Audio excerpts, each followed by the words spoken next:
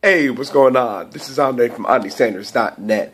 Why are we afraid to look at our numbers? And what I mean by this is really just when it comes down to money. Some people usually get like just a weird emotion. Would it be like a negative emotion, or kind of roll their eyes when they want to talk about money? But we got to stop fooling ourselves.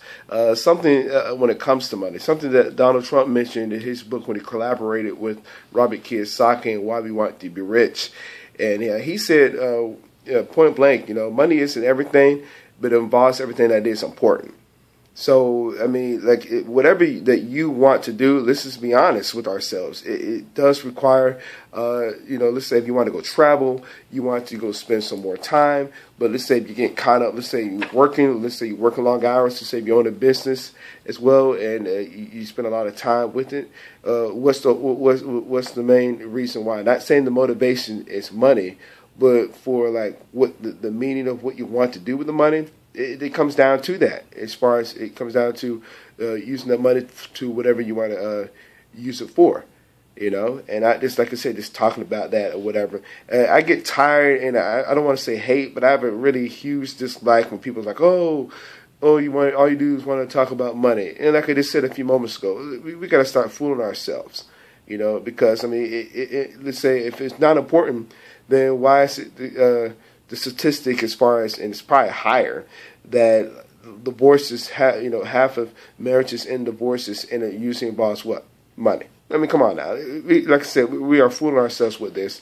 And even things such as, let's say, I hear this from sometimes from people, let's say, sometimes even married couples, as far as I don't pay attention to, like I said, as far as the money being flown in or whatever.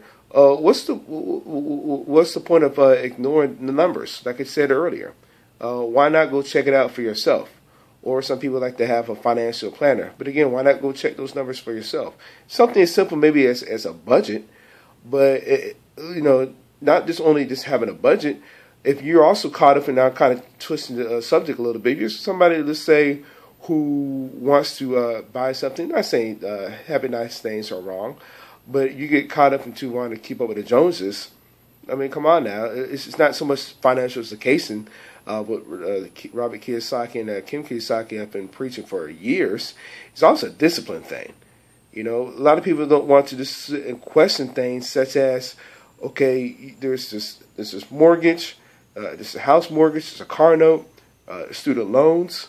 But at the same time, nobody really questions as far as why not just save up a little bit so you don't have to worry about paying all that for whatever duration it is.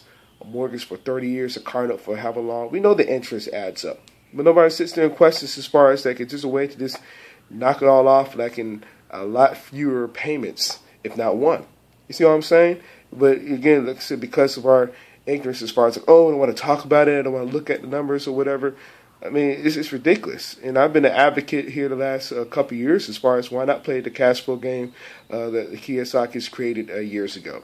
I mean, not bad for you can go to on a website, set up a free account, and get burned with play money than with real money.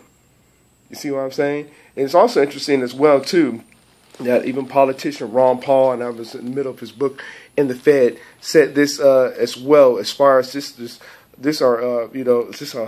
our lack of knowledge when it comes to money in general. And he says in one of his chapters, it amazes me how society has advanced technologically since the Industrial Revolution, and through the benefits of great brilliance in physics, chemistry, computers, medicine, electronics, and aerospace.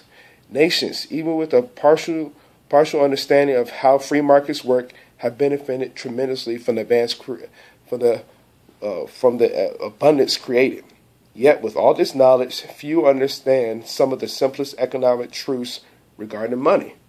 And again, I kind of scratch my head as well as far as why people just don't want to pay attention to those numbers or to the numbers. Just just be a little bit more aware of what's going on, so you don't get burnt later on. And not just saying the words, just kind of just brush it off, roll their eyes or whatever. You know, again, we're fooling ourselves not wanting to pay attention to our numbers so we don't get burned.